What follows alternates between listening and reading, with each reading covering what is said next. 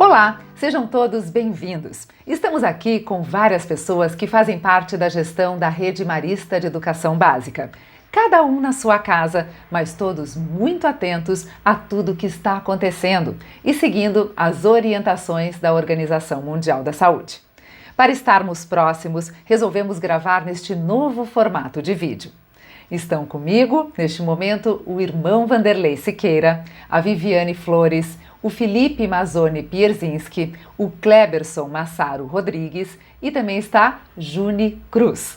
Essa conversa está sendo feita para mostrar para as famílias como a instituição está lidando com toda a situação gerada pela pandemia e com o complexo cenário e desafio que ela gera para todos nós.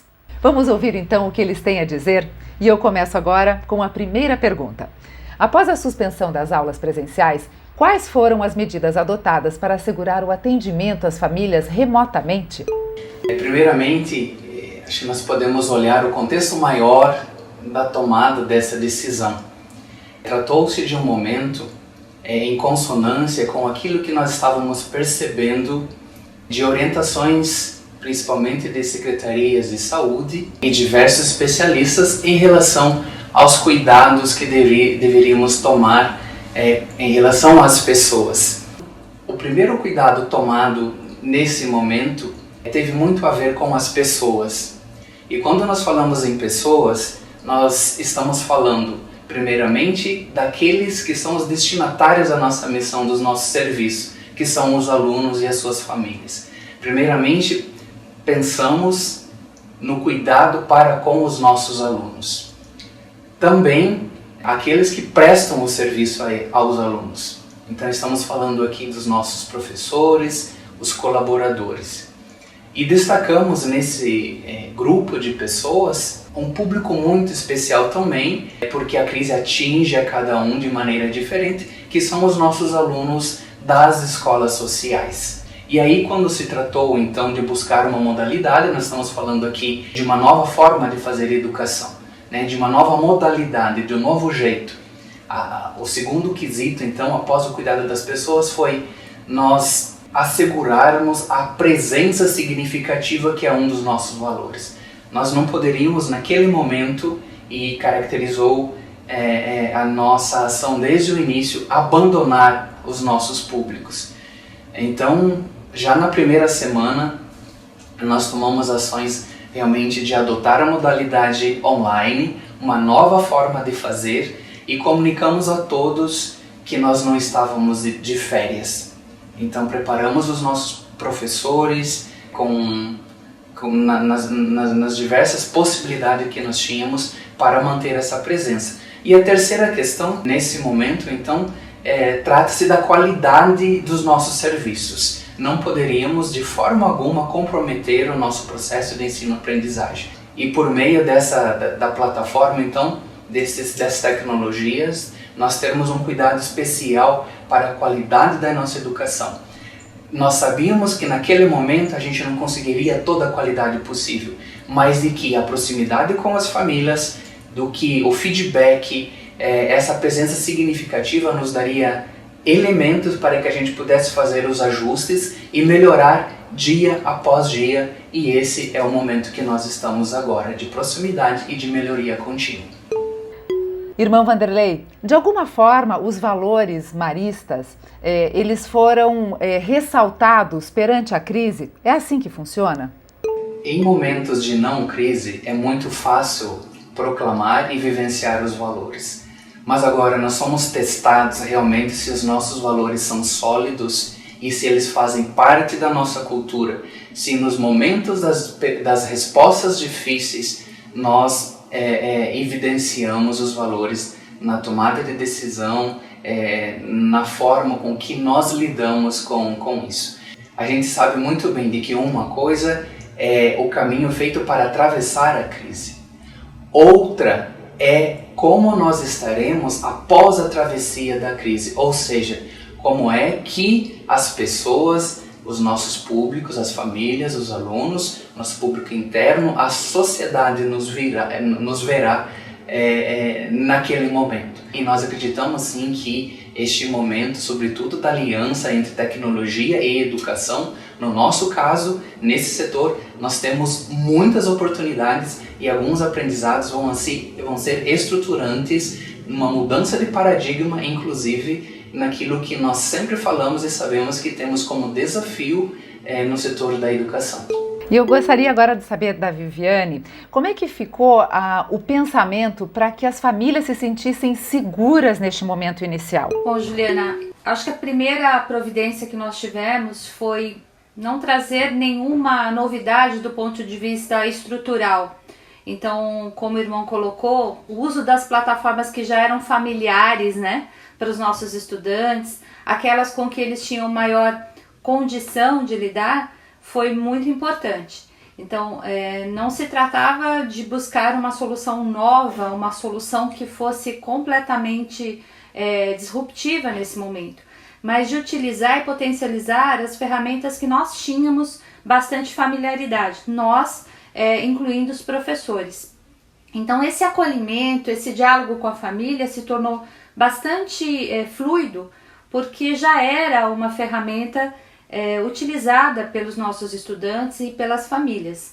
Esse foi um ponto bastante importante na definição do que nós utilizaríamos para implementar e dar sequência aos nossos planejamentos. O foco maior que nós tínhamos era dar sequência, seguir no oferecimento das propostas que nós teríamos presencialmente.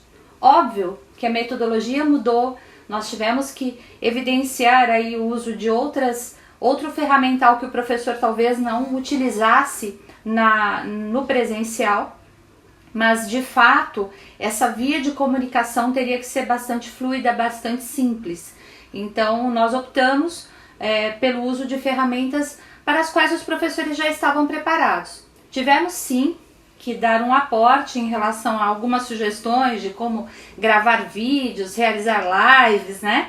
Que não é tão comum para o professor muitas vezes na interação com crianças pequenas, por exemplo, esse recurso. Então a ideia de utilizar recursos que eles tinham mais familiaridade, um celular, um iPad, alguma coisa que fosse tranquila para ele, para facilitar também essa leitura com a família. Estamos todos nós aprendendo a lidar com essa nova forma de comunicação e sairemos com certeza com um skill a mais. E agora eu gostaria de saber como é que fica o acompanhamento efetivo do desenvolvimento dos alunos à distância. E qual que é a estratégia e estruturas que foram pensadas no momento em que as aulas presenciais foram interrompidas para assegurar os atendimentos para as famílias? Eu acho que eu sigo comentando, Juliana, porque foi um ponto bastante sensível, mudar os registros, mudar a forma de acompanhar. Eu sempre costumo fazer assim, uma analogia com o presencial da escola, quer dizer, o coordenador que entrava numa sala de aula, que conseguia ver essa interação, ele passou a ter que entrar em salas virtuais e acompanhar o que estava acontecendo com os estudantes e professores.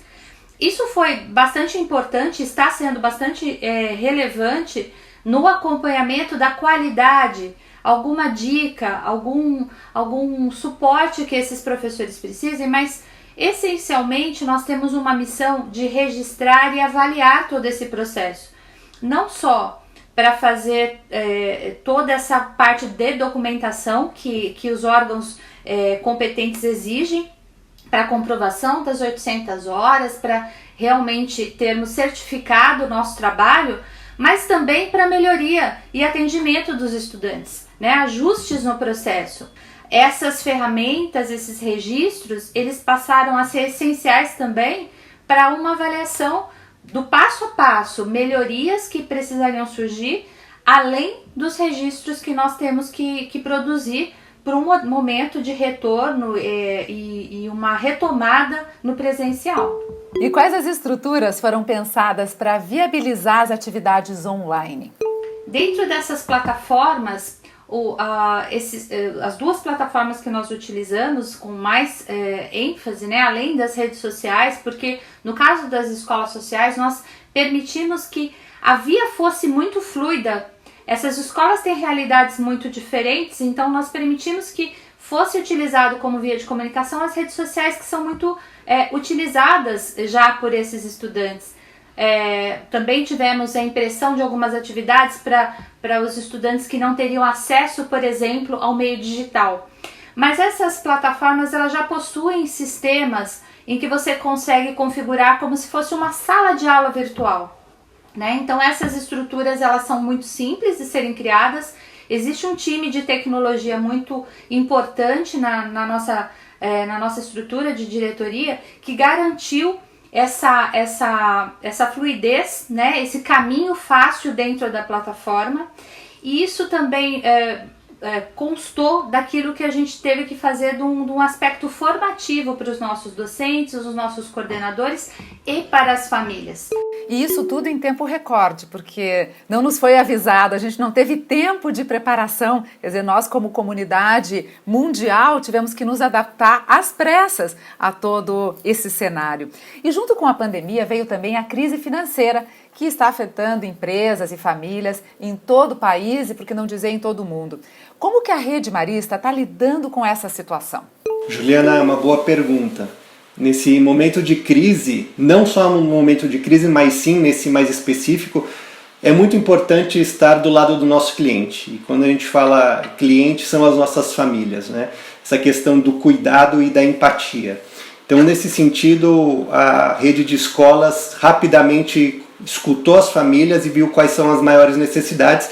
E, obviamente, a gente sabe que a econômica é uma delas. Então, nós tomamos duas principais iniciativas. A primeira foi imediatamente a suspensão da não cobrança, ou a suspensão, né, da cobrança das atividades complementares. E aí a gente diz, por atividades complementares, os serviços do integral, o que a gente chama de NAC, que são as atividades artísticas, culturais, esportivas, e também o Marista Idiomas. Esse último, Marista Idiomas, que é o nosso centro de línguas, é importante frisar que nós continuamos a ofertar esse serviço, porque a gente entende que a cultura de internacionalização que nós estamos implementando nas nossas unidades deve acontecer, seja no momento de crise ou não. Então, além da não cobrança, o serviço se manteve, o que é um olhar de experiência do cliente realmente muito importante.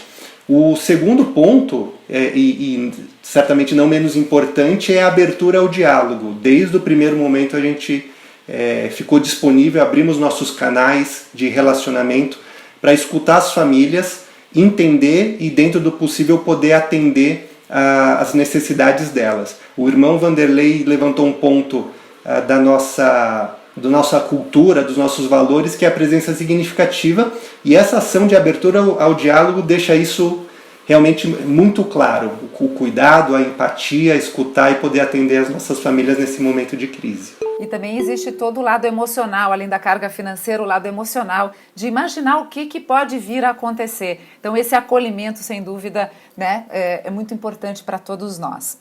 As palavras do Felipe, também ligadas ao que a Viviane comentou, que o irmão Vanderlei comentou, ressaltam a necessidade de adaptação mundial, né? Isso falamos de mercado, de economia, de sociedade. Nós estamos vendo eventos mundiais extremamente inusitados, né? Até então eram fruto de produção cinematográficas, né? Nós olhávamos algumas coisas e imaginávamos, isso talvez nunca venha a acontecer. No momento onde a mediação é mais importante do que sempre foi, né? O próprio direito tendo que se reinventar, as leis tendo que se reinventar para conseguir servir a sociedade num momento onde a lógica de mercado passa a ser relativizada, né? E ressaltando e lembrando bem o que o irmão Vanderlei falou, né? A forma como as instituições vão se comportar durante a crise, potencialmente, vão determinar a forma como as famílias irão se comportar com ela após a crise, né? Porque é uma crise extremamente democrática, né? Ela atinge quem tem propriedade, ela atinge quem não tem propriedade de uma forma ainda mais intensa. E quando a gente olha a nossa atuação junto aos colégios, junto às escolas Champagnat e junto às escolas sociais, nós estamos vendo justamente a distribuição dessa crise em todos esses públicos. Esse futuro que nós imaginávamos ter um tempo de adaptação de alguns anos, enfim, ele chegou em dias. E as instituições que estavam preparadas para esse futuro conseguiram se adaptar de uma forma também muito mais rápida, seja lá para qual público for, né? E essa estratégia, essa estrutura focada justamente na mediação, né, de observar caso a caso, assim como a própria legislação brasileira tem feito, assim como muitas empresas no Brasil têm feito, né? As instituições, assim como a nossa, e tem essa preocupação como essência, de estar do lado das famílias nesse momento, é justamente em retribuição ao fato de que até então as famílias confiaram a educação dos seus filhos e que potencialmente esse é um valor que elas gostariam de perceber também como um testemunho, de entender mercado, de entender sociedade e de entender o contexto da educação dentro desse mercado e dessa sociedade, né? Afinal, essa crise ela existe, mas uma certeza que nós temos com ela é que ela vai passar, né? E quando ela passar, nós seremos ainda uma comunidade educacional mais forte, mais tecnológica, mais inserida nos seus diferentes territórios, né? E mais próximo das nossas famílias. Sem dúvida, Júnior, sairemos todos mais fortalecidos como pessoas, como instituições, e a educação a gente sabe que tem é um dos pilares fundamentais de toda a sociedade, então tem este peso a mais. E o irmão Vanderlei já havia comentado no início, a Viviane também, mas eu gostaria de saber um pouquinho mais como é que fica o atendimento do Marista a toda a comunidade beneficiada pelas iniciativas sociais. Pois bem, eu acho que eu posso contribuir com essa excelente pergunta, né? Só para dar noção para as pessoas que estão nos escutando e para a gente situar o nosso bate-papo aqui, o Grupo Marista ele tem na educação básica 3 frentes de atuação. A rede de colégios pagos, então a rede Marista de colégios, as escolas Champagnat e as escolas sociais. Só de escolas sociais a gente tem 20 unidades. Dessas 20 unidades a gente tem por volta de 7.500 estudantes, atendidos aí por mais de 1.000 colaboradores, isso em 3 estados, 16 municípios, né? E o atendimento marista ele é igual, pedagogicamente falando, a todas essas unidades da rede. Contudo, a forma de chegar nesse estudante ela é diferenciada, ela é bastante democrática. Mesmo porque nas escolas sociais a gente está falando de um público extremamente vulnerável, onde a gente possui estudantes, 4.700 beneficiados abaixo da linha da pobreza. Destes, alguns estão abaixo, quase 2.000, abaixo da linha da extrema pobreza, isto é, né, eles vivem com renda mensal de 1,9 dólares per capita mensal.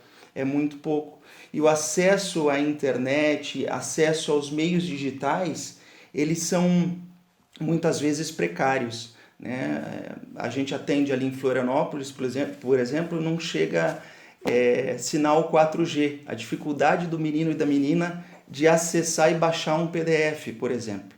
Então, educacionalmente, a gente se estruturou para fazer chegar a educação por 4 vias, né? A Viviane bem ressaltou, a gente já tinha as plataformas digitais, WhatsApp, aplicativos foram outro meio, um outro meio as redes sociais e um outro ainda, kits de quinzenais ou semanais de tarefas entregue fisicamente nas próprias escolas, onde esses meninos e meninas, de maneira agendada, né, respeitando aí as questões de saúde, acessam esse conteúdo. Contudo, uma outra grande preocupação para esse público que é vulnerável, e a gente trabalha na perspectiva de garantia, defesa dos direitos desses meninos e meninas, né? Eles almoçam e jantam nas escolas. Muitos desses meninos e meninas têm apenas a única refeição do dia nas nossas unidades. Então, o irmão Vanderlei, a Viviane sempre nos questionavam como é que a gente vai fazer chegar a educação e como é que a gente vai fazer chegar para eles o pão. Então, houve toda uma preocupação dos diretores dessas unidades de também mapearem a assistência necessária, principalmente para as crianças mais vulneráveis desse público que já é vulnerável. Então, a gente fez todo um trabalho, mapeamos, e nesses 2 primeiros meses a gente chegou a entregar mais de 2.200 kits de alimentação para esses meninos e meninas. Né? Porque para onde não existe uma criança bem nutrida, é muito difícil, quase impossível de a gente fazer educação. Então a gente correu nessas 2 frentes, né? Educação de qualidade por vários meios e depois a alimentação, para fazer com que eles pudessem aprender de maneira mais significativa e pudessem se alimentar. A gente teve que colocar muita escuta dos nossos núcleos psicossociais e também dos diretores para entender as necessidades desses territórios vulneráveis. Eu acho que, novamente, né, uma instituição que atua em periferia há muitos anos, como a nossa, tem escutado e aprendido com a periferia durante todos esses anos também. Né? Isso nos permite ser mais assertivos aos impactos que a economia tem, especialmente nesse público. Né? Uma das máximas de gestão de crise nesse evento que estamos vivendo é que todos vão sofrer, né? Mas, sobretudo, os pobres sofrerão de uma forma mais intensa e também mais rápida. Vale lembrar um indicador, né? 42% aproximadamente da economia, do mercado brasileiro, é um mercado oriundo de atividade da informalidade. Né? E grande parte desses nossos públicos, dos pais desses nossos educandos, fazem parte desse mercado, né? Fazem parte dessa fatia da economia. Escutar as crianças, entender da realidade dos seus pais é essencial para um processo pedagógico que seja de fato efetivo, né? Que faça com que as crianças, inclusive, aprendam e desenvolvam atos de solidariedade dentro da sua própria comunidade. Né? A pobreza no Brasil existia antes da crise, potencialmente vai se agravar durante ela, mas fatalmente vai existir depois dela. Né? E o papel da escola como uma entidade que ensina essa autonomia, né? Que defende esse direito, e esse é um ponto bastante importante, né? O ser humano tem uma série de direitos, as crianças têm uma série de direitos, com crise e sem crise. Né? Garantir elas e tentar viabilizar elas em uma situação mais extrema, com certeza é um desafio para muitas instituições. Parabéns aí aos educadores dessa área específica, né, os assistentes sociais, a equipe de apoio, a equipe de gestão, porque com certeza são realidades que merecem o nosso carinho, a nossa atenção e alimentam o nosso carisma como maristas, né, como irmãos e leigos, como maristas de Champagnat. E o mais bacana, Júnior, é ressaltar que a meninada está estudando. Né? Eles estão acessando os conteúdos, eles mesmo nessas realidades onde em um cômodo muitas vezes vivem 4, 5, 6 pessoas, eles estão estudando, está dando gosto de ver. Esse é o melhor retorno, né, Cleverson? A gente sente que todo o trabalho que está sendo realizado, ele está surtindo um efeito, né? E algo que vai se expandir ao longo do tempo. Gostei muito do que você falou, Juninho. A gente tem que lembrar o tempo todo que os direitos da criança devem sim ser mantidos em qualquer cenário, não importa a gravidade do cenário que a gente esteja vivendo. É muito difícil a gente prever o futuro, mas em relação ao retorno das aulas presenciais, quando possível, como que a Rede Marista de Colégios está se planejando? Tudo voltará a ser como era antes? Como é que ficam as férias? Ou haverá alguma mudança no formato de ensino? Difícil essa pergunta. Viviane, começamos com você? É uma pergunta difícil, Juliana, mas necessária.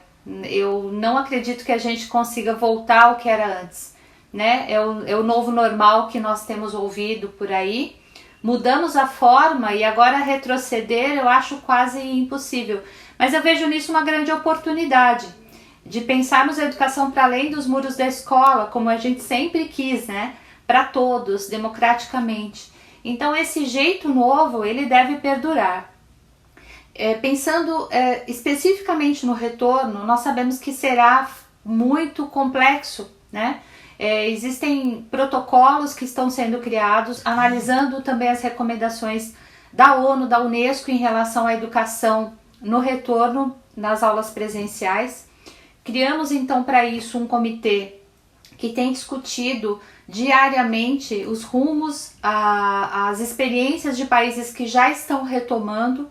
Também ouvimos a nossa equipe de médicos, nós estamos dialogando muito para desenhar esse retorno. Inicialmente, nós temos uma questão muito séria para resolver, que é a questão do cuidado e higiene, não é? Nos nossos ambientes. Então, toda uma estrutura precisa ser pensada. Nós já criamos algumas recomendações para colaboradores, para docentes, de um modo geral, para a gente poder cuidar desses espaços e cuidar das relações que vão acontecer nele. Outro passo importante é pensar em fasear essa retomada. Além do espaçamento de carteiras, tem pessoas que chegarão. Como é que vai ser essa relação? Então, existe uma necessidade de escalonamento desse retorno, como também de orientação para as famílias, porque as crianças vão chegar muito ávidas pelo abraço, querendo muito brincar com seus colegas, é natural. Mas para que a escola não dê conta sozinha de criar uma barreira, a gente vai ter que estruturar uma orientação para as famílias, para que elas inicialmente conversem com essas crianças antes desse retorno, explicando como é que é o novo normal. Nós vamos contar também com provavelmente o uso de máscaras, e isso afeta muito as relações. As crianças se verão de máscara, uma realidade diferente. Então, tudo isso está sendo hoje desenhado em termos de protocolo para que a gente possa informar os nossos colaboradores, preparar os nossos ambientes, os nossos docentes e as famílias. Em paralelo a isso, nós vamos também cuidar para que as atividades remotas elas permaneçam como uma opção. E por quê? Nós entendemos que existem diversas realidades, não é? Muitas vezes de famílias que não vão ter possibilidade de mandar as crianças para a escola, os jovens para a escola. Então, essa realidade virtual ela deve conviver com a possibilidade de reabertura dos nossos espaços. Talvez valha a pena também acrescentar, né, nessa análise feita pela Viviane, e bem feita, de que nós também vivemos uma realidade que nos transcende.